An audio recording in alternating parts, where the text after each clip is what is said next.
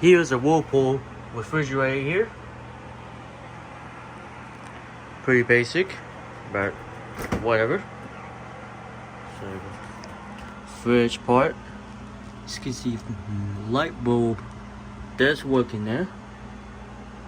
As you can see, temperature control there. Sticker. This is model W4TXNWFWQ03. It's manufactured, I believe, June of 2013. Anyway, there's that.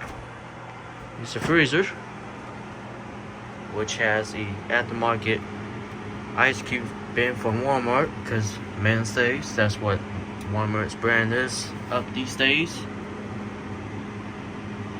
Yep. Yeah, that's the freezer part.